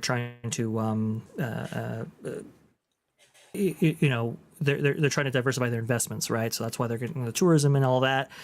You're looking at big money here, and hopefully the contract is set up in such a way that if there is exclusivity for some of these attractions out there in Abu Dhabi, maybe it's like 5-10 years, and hopefully we can get at least the technology coming sooner, but maybe some of these big new attractions coming as well, because you would have already spent money on the development of these things, which is one of your biggest costs. Yeah, no, well said. And this, you're right, Vash. This area of the world is really, they're getting real competitive out here with this theme park space. We just saw this crazy coaster come out of Six Flags, Qiddiya City, which is insane. It's like on a mountain. I'm like, you're not going to catch me on that thing, but it looks pretty cool. It is insane. Did you see a Coaster Studios POV reaction to that one? He was speechless, Taylor. He was speechless. He said, "What was that?" He was speechless. I did see that. I saw that a little bit. I think I have the POV of that Falcon's flight, which is just it's just absolutely incredible. For those of you who might not be familiar of that, that's like the biggest, largest coaster by far that has ever been built, and it's an Intamin attraction right there. It is absolutely insane, very, very intense. But I have heard, it looks like I have theme park worldwide here with a POV from them. Let's go ahead and put that on screen right now so people know what we're talking about. I have heard the concerning thing about this is capacity. Because the block zones and how they're actually arranged don't allow for a lot of trains on the track Yeah, 'cause simultaneously. I think it's what, only 3 at a time, right? Yes, which is like sub Yeah. 600, 500 And people. they only fit like what, 20 people per train, 20, 25. Something like that. It's just very limited capacity, and everybody wants to ride this thing, which rightfully so. Yeah. This is one of the biggest coasters, but capacity is an issue. They're also there's some stuff regarding rollbacks and so forth. They might eliminate some trims in some places in order to increase operational efficiency, but you're always going to be limited to 600 or so max capacity. One of the reasons for that, Wizard, is because of the sheer speeds that this travels for the length that it does. The wheels, we had this conversation before, have to be massive, right? But not only that, the amount of friction that is created and thus heat have to be cooled. And apparently, the trains have to sit in the station for a minimum of 4 minutes to make sure that those wheels are cooled using their built-in cooling system. That's some of the challenges of doing a coaster this large and fast. By the way, if I got on this and by the time I got to the top of this hill, I already would have been dead. So I just want to This is absolutely insane. If I didn't die already, then I die right here. So, or I would die, if I didn't die there, I'd die on the Camelback Hill, which is where Mr. Taylor from Coaster Studios became speechless. Well, I love how it goes up that hill, and it kind of kicks it on that cliffside for a while, and then comes back down. It's a great design. You realize this is bigger than the St. Louis Arch? This hill right here. It's the scales are hard to quantify, or hard to cognitively think about, because for a coaster it shouldn't be this large, and they're figuring it out. I think there's like 5 trims on that Camelback, and they want to reduce it. It seems a little aggressive, but no, this is a success, at least from a fan perspective, and everybody wants to see it. But because of that capacity issue, it's not as good as it could be, and that's really unfortunate. Shout out to Intamin, those crazy fools. Wow! I'm Intamin, so ambitious. The coaster manufacturer. They made Velocicoaster, Haggers, and Fast and Furious Hollywood Drift, and the other fastest coaster located on Ferrari World down the road there. Yeah. These people are crazy. Look, this is stop me making Roller Coaster Tycoon, and then the guests don't even ride it because it says ultra extreme for intensity, so they turn away from the queue. That's what this is. This is crazy. I mean, look how much power this needs to get up this hill. You realize how tall that hill is? I mean, just and it has rolled back a couple times there, Wizard, and people have documented that. And apparently, there is a system in place to restart your attraction and to zoom you up that hill with even more force if required. So it's wow, it's a modern marvel. I mean, and the windshields. I mean, how thick those windshields are. If a piece of sand flies at you, whatever, 155 miles. You lost an eye. I mean, there's like bulletproof windshields here. Like any coaster with a windshield is one that I'll be waiting in the gift shop for. Remember that Fabio coaster incident, right, with the bird back in the day? This is going back a number of years, but this was for Busch Gardens Williamsburg in 1999 for the riding of Apollo's chariot, and they got Fabio to do it, which you would have thought, oh yeah, that's fantastic, that's awesome, that's great. But while he was actually on one of its debut rides, he got hit by a bird, and I remember unfortunately, had a big incident right there. Terrible, poor guy. That's why those windshields are there in order to prevent that from happening. To Wizard's point. And the crazy part is, I mean, there's other tall coasters in this park, but they all look so tiny compared because this is so massive. But I mean, they have the world's tallest dive coaster, and they have massive coasters here, but they're just so tiny compared to this beast. I mean, this is wow. Well, and I love when Universal utilizes the geography with Fast and Mhm. Furious Hollywood Drift. I'm loving it here at Qiddiya City. I love this. I don't know if it's like a new thing, but it's new to me. I'm just noticing Mhm. it now. I think it's great. Really Yeah, they creative. use the cliff. Six Flags Fiesta Texas does that quite well too, because they have the, like this big quarry thing, and they have coasters diving off the cliff like that. So it's super cool. I do love when coasters use geography and don't put them in like a parking lot. Scream. No, well said. But Well said. And this ride too is so on brand for Universal. It's that like kind of mhm, like this bombastic, just like you know what I'm saying? It's super aggressive. It's like perfect mhm. for this park. I love it. I love it. I Fantastic. mean, look I at. can't wait to ride this. I mean, my goodness, and maybe we'll get an opening date eventually, huh? My goodness. Well, since our thunder will be stolen from underneath us tomorrow at 9 a.m. Eastern time. Thunder will be stolen by Orlando. Screw you. Just kidding. I'll be in Orlando in a few weeks. But my goodness, that's okay. We have ours right here. Look at this. Dr. J, will you be front row? Oh yeah, I want to ride front row, back Yeah, row. you gotta, Man, you gotta I'm get, all you over gotta this, man. This is gotta get looking your really really on-ride cool. photo. Yeah, yeah, yeah. It just looks amazing. It just looks incredible, and Theme Park Obsession does a really great job documenting all of this. Also, to Ian from Park Hoppin', really great stuff from him. It is beautiful when you see it in video. When you see it in person, you really get a sense of the scale, the speeds, and like the quality of those elements. It's just this kind of intangible factor that you really don't absorb in video, but when you're there in person, oh my goodness, it just takes your breath away. Oh, it hits. And I love how they approached the Scream Shields, how they look very similar in design to the Starway. Mm-hmm. It all ties in Yes, aesthetically. That's Yeah. beautiful. Love really, it. really top stuff there. That's I agree with you, Wizard. OG, sorry. Awesome aesthetic choice. Yeah, yeah, and these cars, I mean, it is great stuff. I mean, this is gonna feel super intense, by the way, because there's no over the shoulder here. This is a Right. lap bar. Like Velocicoaster, no over the shoulder, but unlike Velocicoaster doesn't have any onboard audio. This will, which I think is going to be a nice plus as well. Yeah, that Yes. was so nice. So, does this make Intamin the best coaster manufacturer out there, Doctor?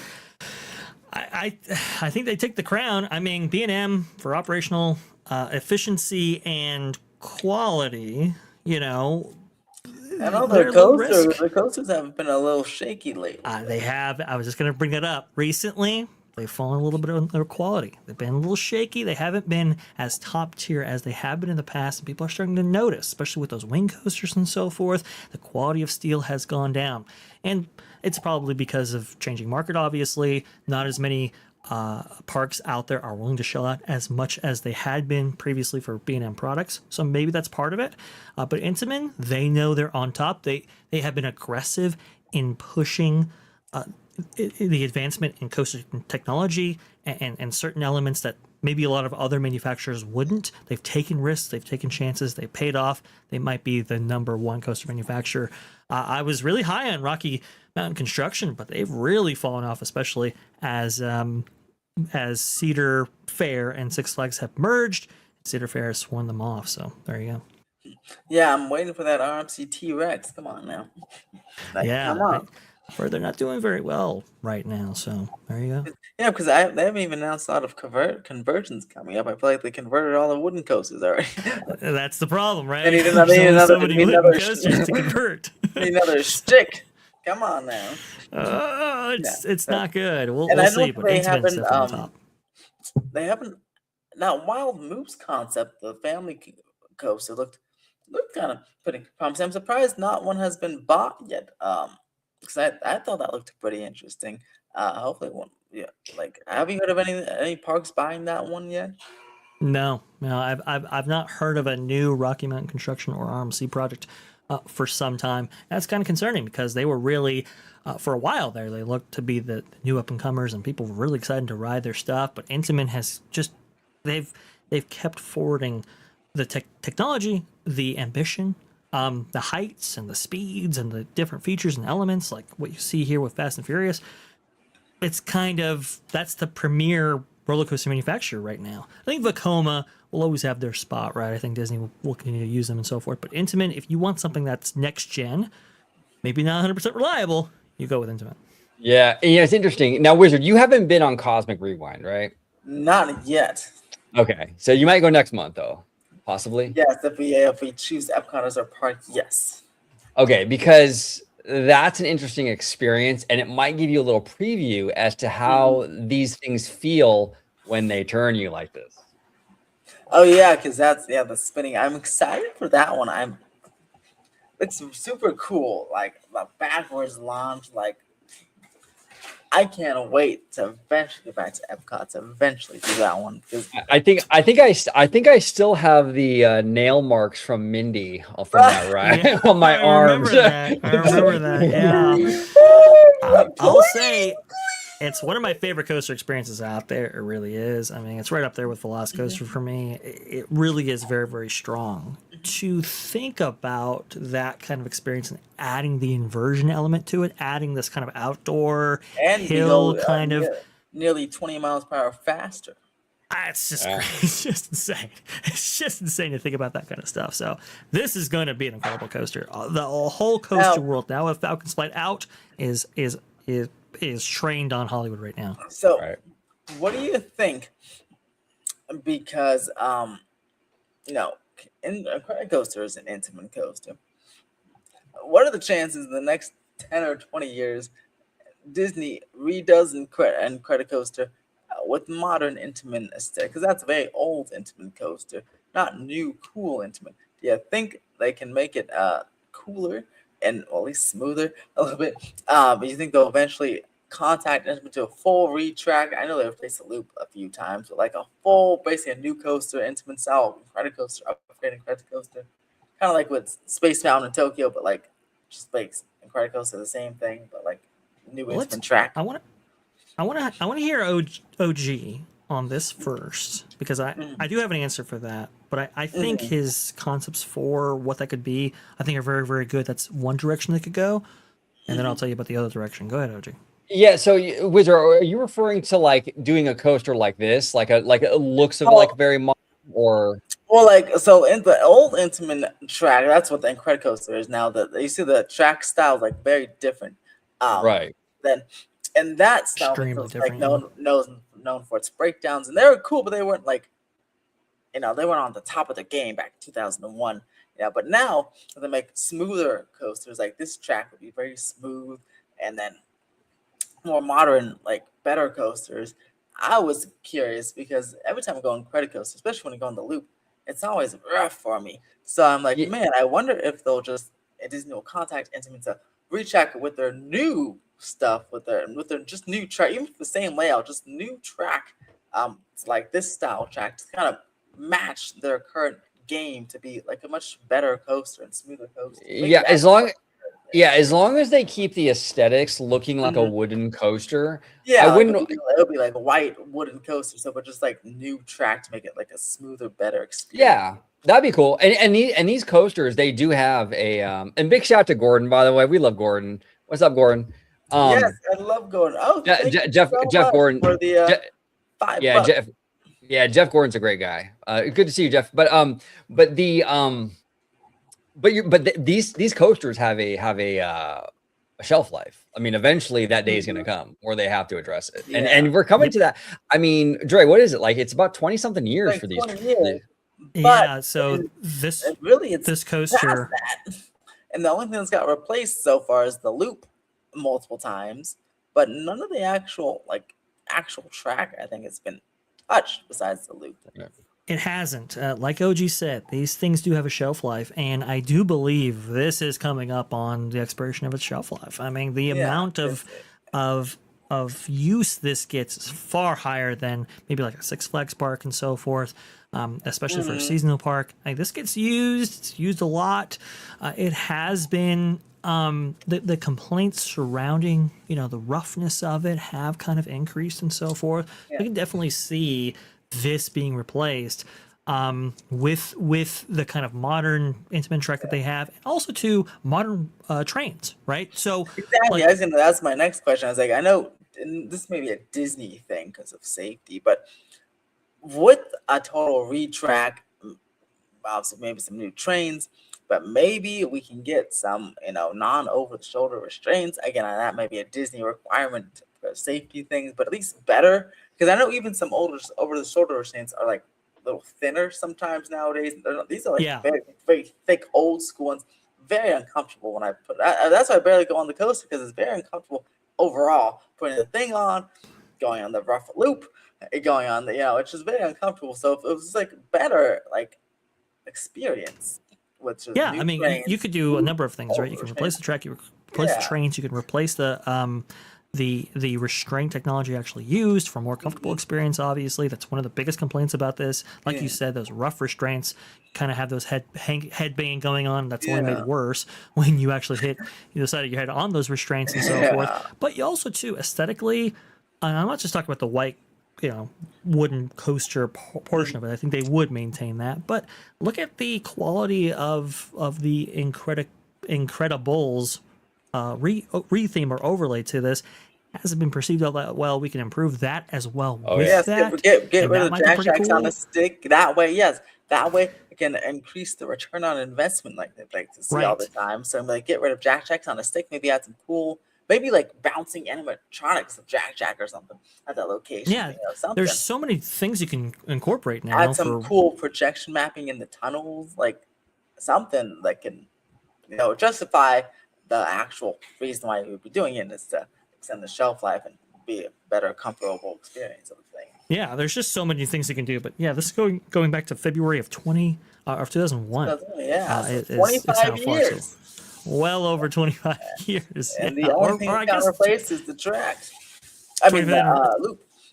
25th anniversary in February. And Yeah, it's funny. it's like Even during the the re-theme from California Scream Team Critics, you realize only certain parts of the coaster got paint. I remember they were doing that. I was like, why didn't you paint this part? That's They true. only painted certain parts, so not even the whole. Some of these things haven't been touched since 2001. And you can see it too, like especially when you're coming down towards like the unload. Some of that track in that final run, like where you take your picture and stuff. Yeah. Yeah. That track is looking rough. Like, come on, Disney. This is your star jewel, one of your star jewels of the park. You can deserve some better love than this. Well, and also too the that final break. I don't know what it is, but it's by the Jack kind of figure there. The last one that you see, he's kind of size or whatever. That break, I don't know what's happened in the last couple of years, but it's gotten very aggressive. And so, it has. Sometimes I've been there, and I guess there's a little delay in the station, so they're holding at the break, and I hear it stop, and it's like, and like, yeah, it's it's like wow, and I was like, it's- wow. Like, it are you is- guys okay up there? It is very, very, very intense right there. So I would like for that to be, addressed. And there are just so many things. Like, I like this coaster, I really do. But in the modern era, it has kind of fallen a little bit. So maybe we could get some, I don't know, some modern elements, right? Maybe some modern RMC or Velocicoaster type elements to really kind of up the ante just a little bit, while also keeping true to its aesthetic. And new trains, that would be awesome as well. Exactly, because this goes again with the point I always will keep making until it changes. The Disneyland Resort has not gotten a new roller coaster of any kind, small or large, since 2001, folks. That's Well, and 25 here's years. and here's the thing. After going to Disney World, I love Disney World has a lot of like these kind of like these mid thrill sort of family coasters, like a Like Slinky Seven Dog. Dwarves. Yes, exactly. Seven Dwarfs, Slinky Dog. And I would those are love to. great. Oh, those are amazing. I would love to see more of that kind of coaster come to Disneyland Resort. Especially because those, at least Seven Dwarfs, we'll link it out too, but Seven Dwarfs is very highly themed, which is very nice. And again, Slinky Dog, guys, is themed to the backyard. That's themed to a coaster, I guess, backyard playground coaster. So those present great theming opportunities, something. Like I said, even if we got a Gadgets Go coaster, style coaster, something. I'm like, please, where's another Disneyland roller coaster out here? It's like every Disney National Park got one except for us. So if you're not going to give us that, at least give us, like I said, a retract of this guy here. Yeah, and I think you're gonna get that wish, Wizard. I think they're gonna have to do it. I mean, soon. look Yeah, at I if you think look at they're this gonna have to. POV, a lot of this track is like so rusted it's black. Look at it. I mean, It's in rough shape, and you can see the camera shake. That's an indication that obviously there are rough spots in the track, rough transitions and so forth. They've replaced that loop a number of times because the forces applied to that and so forth. It's time. I think it's time to update it and retrack it and give it the entire package right there. Whether or not they'll actually pursue Intamin to do that, that's an interesting development because I don't think they've partnered with Intamin almost ever after this. So that's something to watch. That's a great point. And one of the big things I think holding them back from really going all in with doing what we want to do with this coaster is because of the lack of e-tickets in this park. Yeah. You take this down, you don't true. really have much else, So hopefully after Avatar and Avengers and all Coco, hopefully that'll give them a little bit of breathing room now to sort of dig in and fix this thing. Great. that's true. Great. Because for that same reason, the Incredicoaster, I think it's under refurb now, but for a while there, I think up until it changed in Incredicoaster, there was not a single refurb of the thing because it just, you can't have it down. Same with the Radiator Springs Racers. There's like one refurb of that just like a year ago after 13 years because, you just can't have it down because the wait time's soar for something else happens. So, yeah, more things in this park will not just help DCA with the new stuff, but it'll help it with its existing attractions as well, which is quite nice. Yep. So well true. said. So true. And please, yeah. please put a ride in the other Helix. I know they're supposed to be an Ursula thing.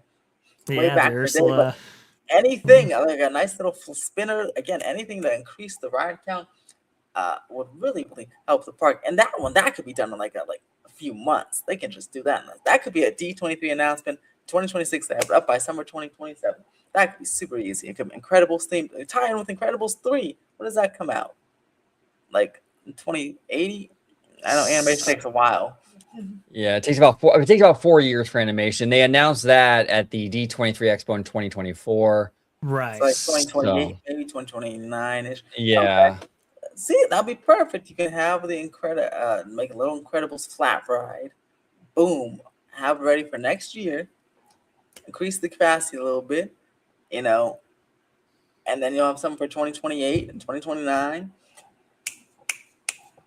I should be the CEO. Jack's swirling cookies or something. There you go. That works. Yes. Oh my gosh, they can continue to pump that cookie smell like they do on the coaster to get you to buy the cookies. I'm telling that's you, the pitch. That's synergy. You have to justify it for executives. That's the way you do it. That's how you do it. The pitch. Oh yeah, and please fix that googly Jack up, or actually fix this whole scene, all of it. When you I'll be like, come on. Yeah. Never was as good as advertised, and that's the most unfortunate part about it. Right. Well, hey, thank you guys for joining on this lovely Incredicoaster chat and this lovely chat about other coasters.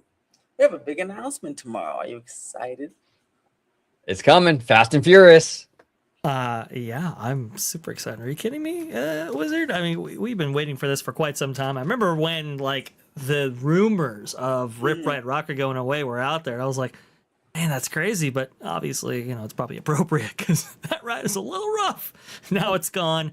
To get the follow-up coaster this quickly, wow, Universal's doing a great job. Can't wait. I know they're doing pretty good because they're with announcing stuff. It's so early, and even in Hollywood, they announced. They kind of announced the new tech services building, but I was still surprised by that because it's for the residents. But in the announcement they didn't say they're under construction. They gave a start date and an end date. I was like, wow, look at that! Look at that information the Universal's giving. That's much more than I'm accustomed to. Yeah, no, absolutely. Now, Wizard, I wanted to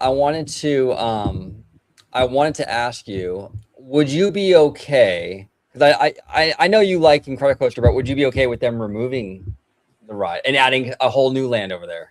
If they put another roller coaster in there, sure. As long as we another, as long as Probably another coaster, hopefully a themed coaster, nice, better themed coaster. Would love it. But if they take it away and put no coaster and we continue our coaster drought, I'll be very upset. Even if it's the world's greatest dark ride. Because come on, that's the one type of ride we haven't gotten here in 25 years. Yeah. No, it's been a while. while. Actually, it's going to continue until 2030 because the stuff coming is still not a roller coaster. Yeah. True. Come on. That's why it's especially upsetting about the Avengers stuff, because the Captain America coaster and the Avengers coaster and all those concepts sounded super cool, but it just added roller coaster to it. And then they're not there. I was like so upset. And how expensive is that? Jeez. But we're getting 2027, 8 Transformers. Come on, Wizard. You gotta be excited. Like, come on. I mean, they don't even have a ride that's like a simulator theme to a roller coaster. Like in the Simpsons ride, at least tries to be a roller coaster because it's on a screen. I think the Disneyland Resort is boycotting roller coasters, and I think they are losing a lot of money because of Symbolot, though.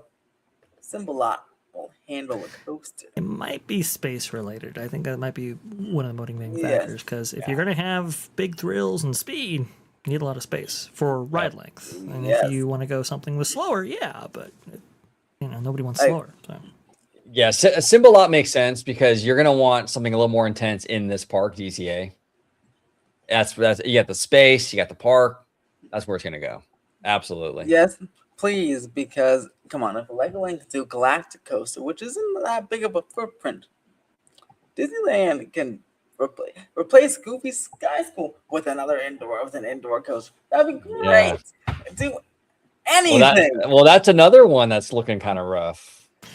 Yeah, that one is an off the shelf thing, so I don't need a retractor. That one can just go in the scrapyard with Primeval World. And that's another ride. Not to go. I know we're taking off, but that's another ride at Legoland. They have a version of that at Legoland, and that thing is a beast over there too. I was shocked because I got on this thing thinking it's going to be Goofy Sky School.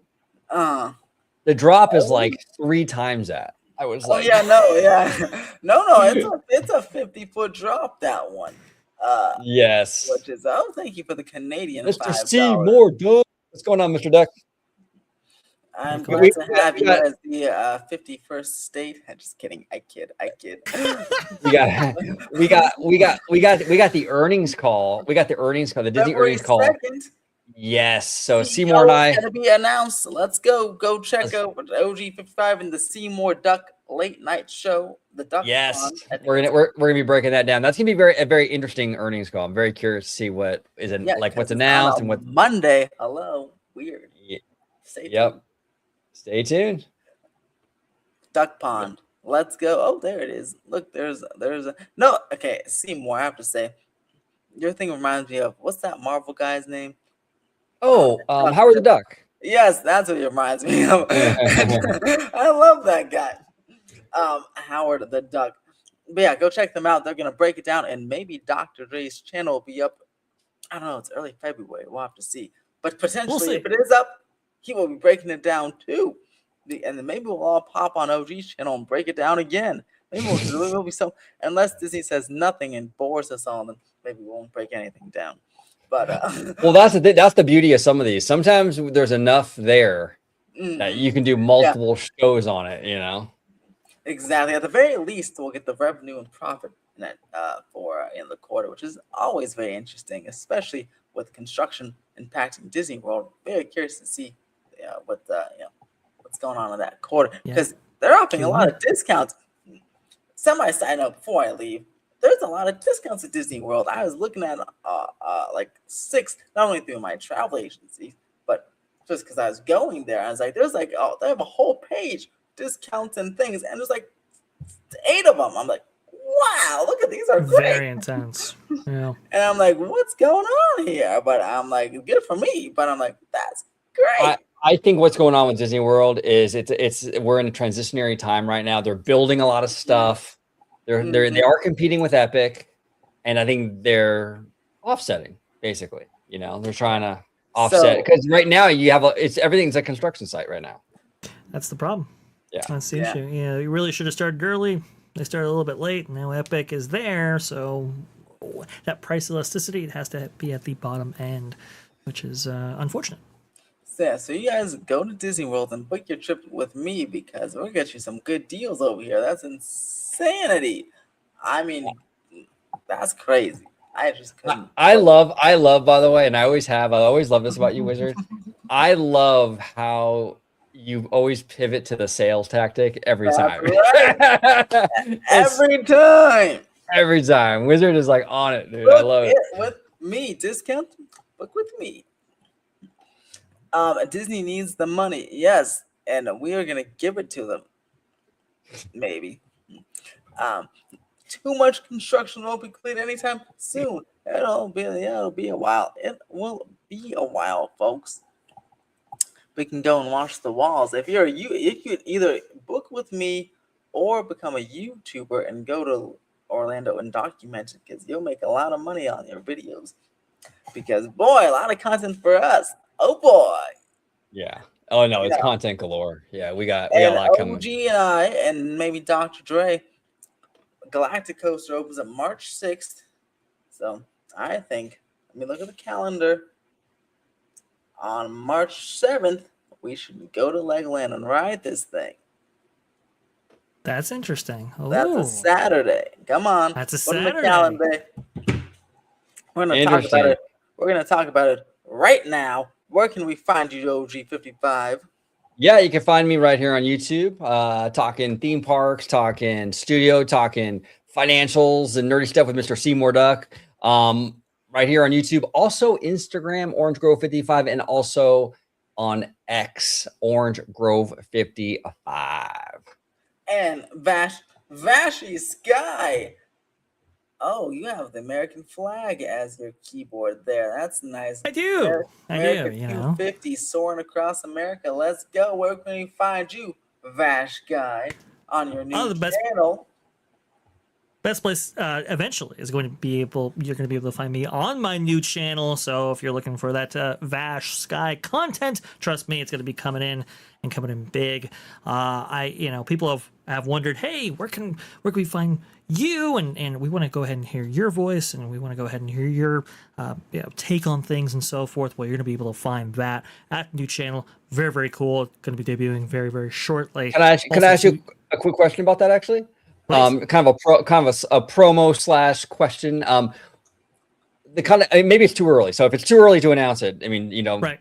Let me know. But is it going to be similar content to what we like, Wizard and I, like theme park studio stuff, or it will be theme parks? It will be theme parks. It will be details. Oh yes, it will be theme parks. It will be conversations regarding enhancements going on in Walt Disney World, right? Tracking Universal announcement, but also too, I really want to go ahead and expand the game just a little bit. So we're going to be doing historical retrospectives as well, talking about the history of some of these amazing attractions that we love, and maybe what lessons we can take away from some of those things that have happened in the past, and where we can kind of project where things are going. So we're going to be doing a lot of great stuff over there on that new channel, debuting very, very soon. And hey, if you want to find me, closer to now, I suppose, you can find me here on Monday nights over there at Theme Park Wizard, like the show you're watching right now, and also too on That Park Place every single Wednesday at noon Eastern. So check it out. That's right. And what'd you say, OG? Monday night at 8, right? Every Monday you do this? Oh, yes, Monday night at 8. Magic Monday is live. That's right. Yeah. Pacific Standard Time. And make sure to subscribe, and guess what? Stay tuned, because I'll be doing a whole video tomorrow on the big announcement. It'll come up around 7 o'clock. So get ready. Get ready. Get curious, subscribe, or be a